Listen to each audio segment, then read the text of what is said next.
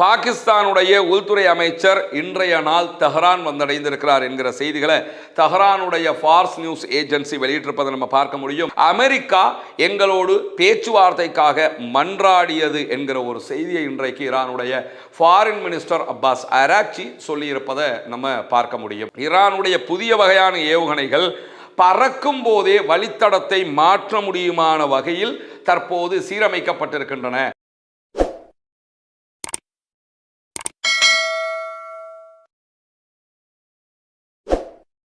அன்பிற்கினிய சகோதர சகோதரிகளை நம் அனைவர் மீதும் ஏக இறைவனுடைய அமைதியும் கருணையும் உண்டாகட்டுமாக என்கிற உயரிய பிரார்த்தனைகளோடு மத்திய கிழக்கு எப்பொழுதுமே ஒரு சூடான கொதிநிலையில் இருப்பது நமக்கெல்லாம் தெரியும். தற்போதைய மத்திய கிழக்கினுடைய நிலை அமைதியும் இல்லை சண்டையும் இல்லை என்கிற ரீதியாக ஒரு முடிவு அற்ற ஒரு யுத்தமும் அற்ற ஒரு நிலையாக காணப்படுவதை நம்ம அத்தனை பேரும் உணர முடிகிறது. இப்படியான சூழல்ல சர்வதேச ரீதியாகவே மத்திய கிழக்கு தான் தற்போது பேசுபொருளாகவும் மாறி இருக்கிறது.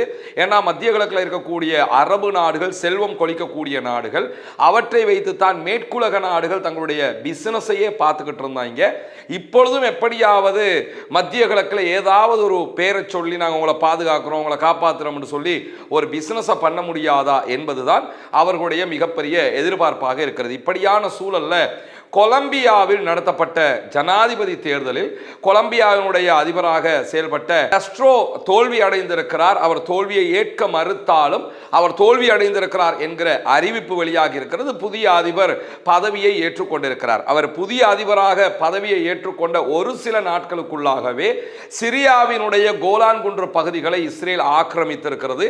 அந்த ஆக்கிரமிப்பை நாங்கள் அங்கீகரிக்கிறோம் என்று அங்கீகாரம் கொடுத்திருக்கிறார். காரணம் என்னன்னு கேட்டா, காஸ்ட்ரோவை பொறுத்தவரையில் அவர் நேரடியாக அமெரிக்க இஸ்ரேலிய ஜியோனிச எதிர்ப்பாளராக அறியப்பட்டவர், பாலஸ்தீன ஆதரவாக அறியப்பட்டவர், பாலஸ்தீனத்திற்கு முழு ஆதரவை தன்னால் முடிந்த வரைக்கும் கொடுத்து வந்தவர். எனவேதான் அவருடைய ஆட்சி தற்போது இல்லாமலாக்கப்பட்டிருக்கக்கூடிய சூழல்ல தற்போது பதவிக்கு வந்திருப்பவர் இஸ்ரேலுடைய அனுதாபியாக இருக்கக்கூடியவர்.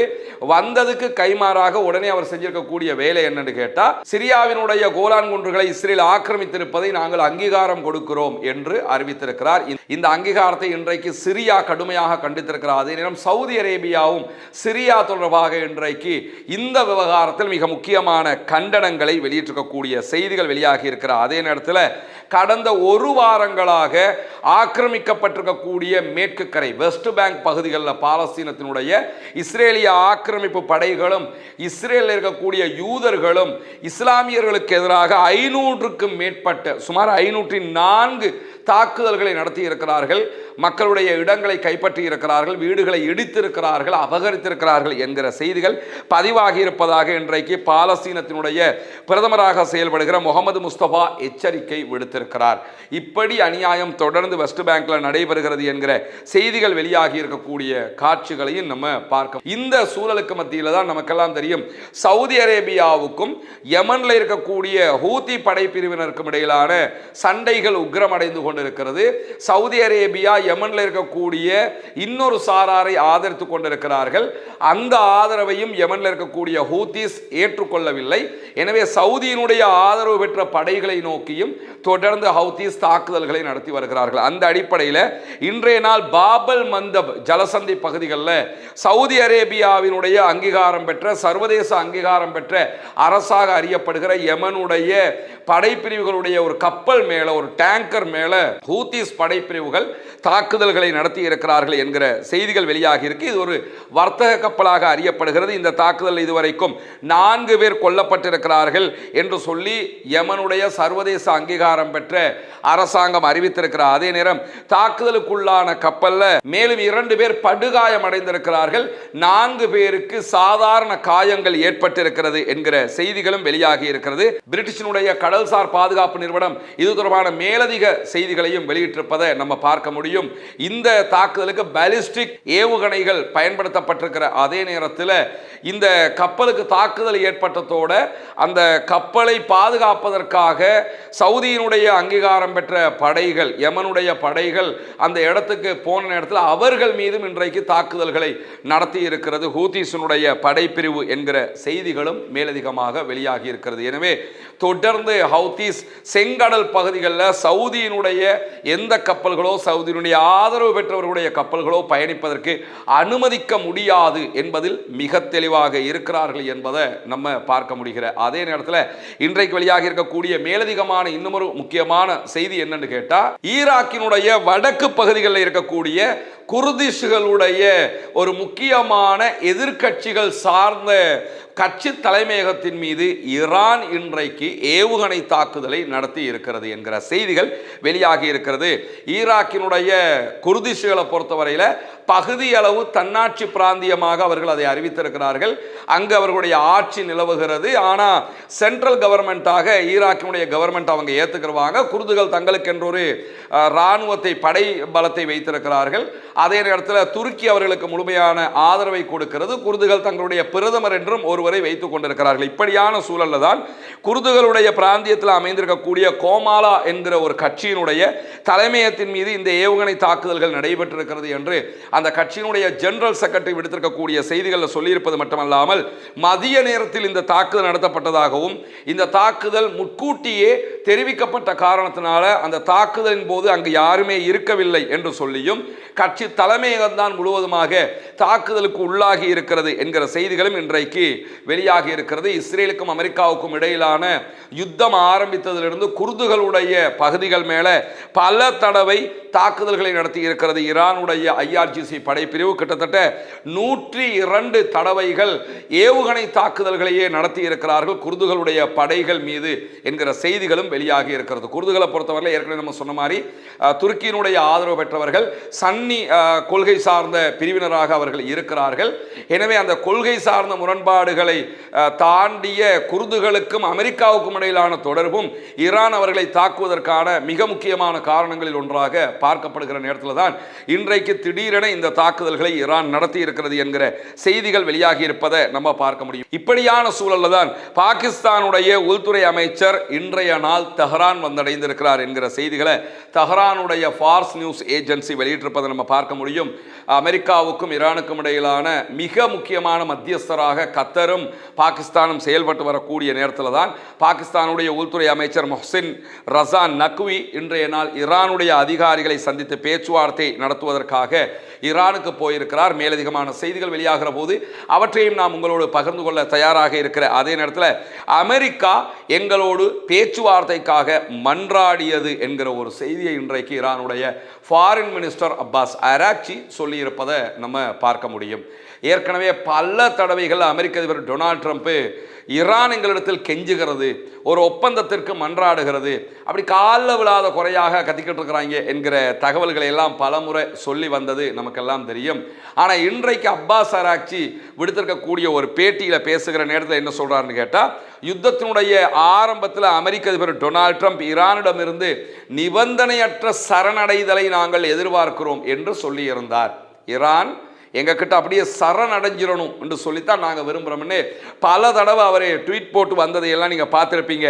ஆனால் அவங்க எங்கள்கிட்டமிருந்து நாங்கள் சரணடையணும் என்று விரும்பினாலும் யுத்தம் ஆரம்பித்து 20 நாட்கள்லேயே எதிரிகள் எங்களிடம் பேச்சுவார்த்தைக்காக மன்றாட ஆரம்பித்து விட்டார்கள். இன்று வரைக்கும் சமாதானமாக இதை முடிச்சுக்கிடுவோம், ஒரு பேச்சுவார்த்தைக்கு வாங்கன்னு கெஞ்சிக்கிட்டு இருக்கிறாங்களே தவிர எங்களுக்கு கெஞ்ச வேண்டிய தேவையே கிடையாது என்று சொல்லி அப்பாஸ் அராக்சி இன்றைக்கு விடுத்திருக்கக்கூடிய செய்திகளில் சொல்லி இருக்கிறது மட்டுமல்லாமல், மேலதிகமாக இன்றைக்கு வெளியாக இருக்கக்கூடிய ஒரு செய்தி தான் அமெரிக்க அதிபர் டொனால்ட் ட்ரம்ப் இன்றைக்கு விடுத்திருக்கக்கூடிய செய்திகளில் ஈரான் எங்களுக்கு நஷ்டஈடு தர வேண்டும் என்று சொல்லி இருக்கிறார். ஆல்ரெடி ஈரான் நஷ்டஈடு கேட்டுக்கிட்டு இருக்கிறாங்க. எங்கள் நாட்டுக்குள்ள வந்து தேவையில்லாத ஒரு சண்டையை உண்டாக்கி யுத்தம் பண்ணி பல பேரை கொன்று பல இடங்களை அழிச்சதுக்காக எங்களுக்கு நீங்கள் நஷ்டஈடு தரணுங்கிறது ஒப்பந்தத்திலேயே அவங்க கொண்டு வந்துட்டாங்க. இப்போ அமெரிக்க அதிபர் டொனால்ட் ட்ரம்ப் புதுசாக வந்து உட்காந்துக்கிட்டு என்ன சொல்கிறாருன்னு கேட்டால், அமெரிக்காவினுடைய படைகளை கொன்றதற்காக ஈரான் தான் எங்களுக்கு நஷ்டஈடு தரணும் அப்படிங்கிறாரு. அது எப்படி என்கிற கேள்வி வருமா இல்லையா? ஏன்னா சண்டைக்கு போனது நீங்கள், அழிக்க போனது நீங்கள், ஈரானை மொத்தமாக கைப்பற்ற போகிறோம்ட்டு போனது நீங்கள். மொத்த தோல்வியை அடைந்து விட்டு வெக்கங்கட்டதனமாக தற்போது ஈரான் எங்களுக்கு பணம் கட்ட வேண்டும் என்று சொல்லுகிறார். இதெல்லாம் அவருடைய படம் காட்டுகிற பேச்சுக்களை தவிர அவருடைய பேச்சை இப்போ எவனுமே கணக்கெடுக்காத ஒரு நிலையாகவும் இந்த நிலைகள் தோற்றம் பெற்றிருக்கு. ஏன்னா ஈரானை பொறுத்தவரையில் அமெரிக்காவினுடைய தேர்தல் நடைபெற இருப்பது ஈரானுக்கு மிகப்பெரிய வலுவான ஒரு சக்தியாக மாறி இருக்கிறது. அதனால தான் ஹொர்முஸை மூடி வச்சுக்கிட்டு நாங்கள் சொல்கிறத கேளுன்னுக்கிட்டு இருக்கிறாங்க. தேர்தலில் எது நடந்தாலும் ஈரானுக்கு அது சாதகமாக மாறிவிடும். அமெரிக்க அதிபர் ஜெயிச்சாலும் தோற்றாலும், ஜெயிக்கணுமாக இருந்தால் இருந்தால் ஈரானோட அவர் ஒரு ஒப்பந்தத்துக்கு வரணும். ஒப்பந்தத்துக்கு வராமல் தோத்து போயிட்டாருன்னா பலம் குறைஞ்சு போயிடும். எது நடந்தாலும் ஈரானுக்கு அது ஆதரவாக இருக்கும் என்பதால் தான் ஈரான் விடாப்பிடியாக இருக்கிறது என்கிற செய்திகள் வெளியாகிற அதே நேரத்தில் இன்றைய நாள் மிக முக்கியமான ஒரு செய்தியை ஈரான் வெளியிட்டிருக்கிறது.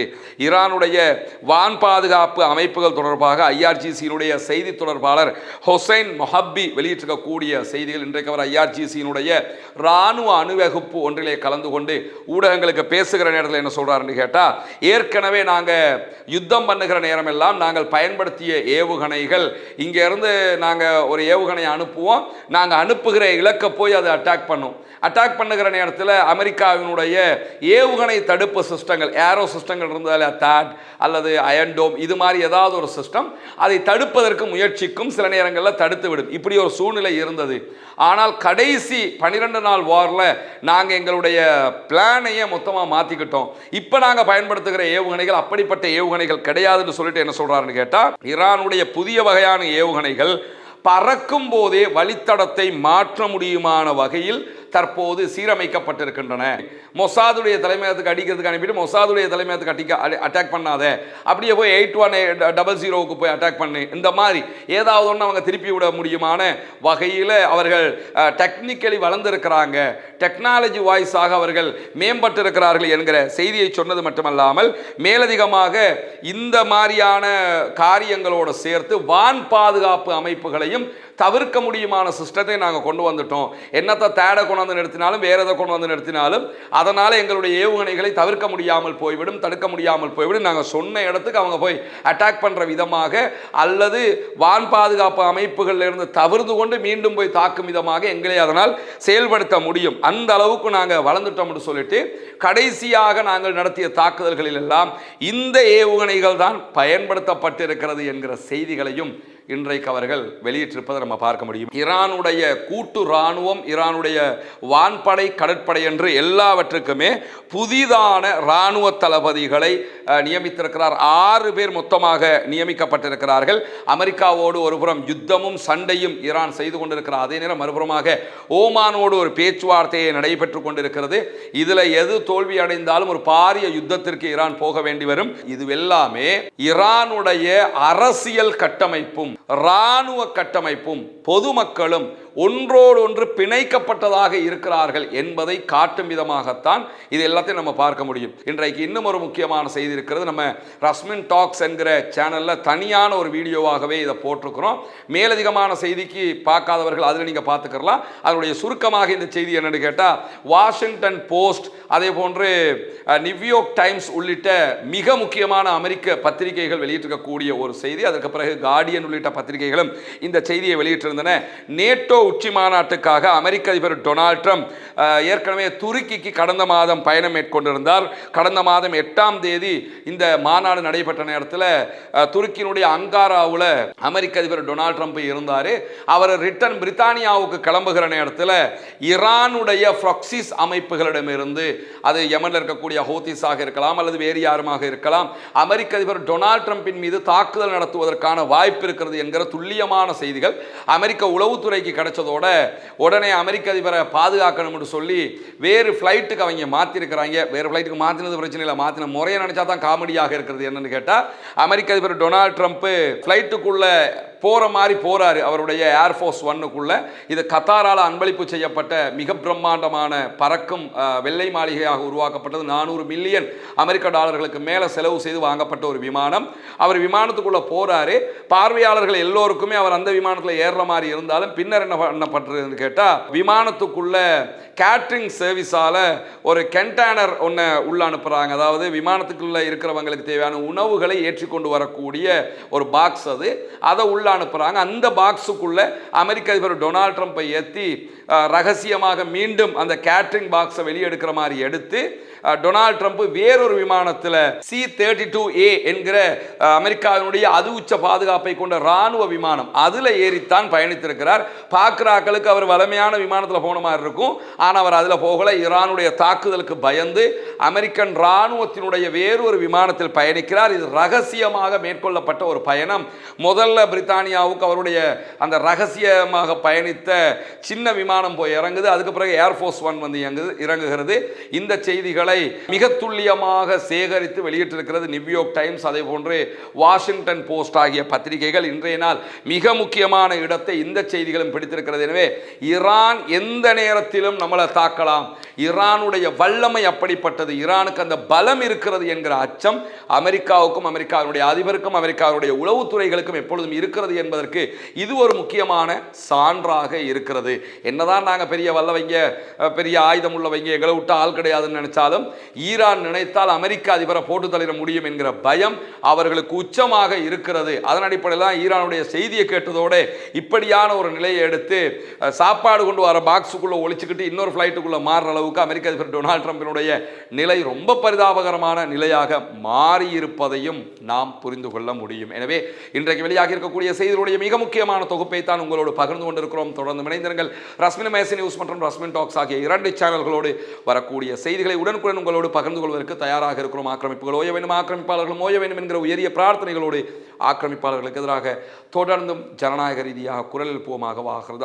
அல்ஹம்துலில்லாஹி ரப்பில் ஆலமீன்.